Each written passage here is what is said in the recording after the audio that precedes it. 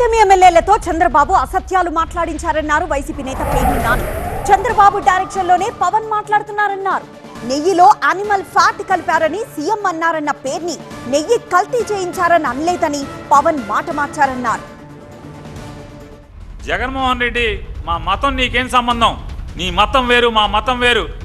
మా దేవుడి ప్రసాదంలో నువ్వు పంది కొవ్వు కలుపుతావా, ఆ కొవ్వు కలుపుతావా, ఈ కొవ్వులు కలుపుతావా అని చెప్పి నారా లోకేష్ గారేమో పంది మాంసం కలిసిందని చెప్పి మాట్లాడతారు.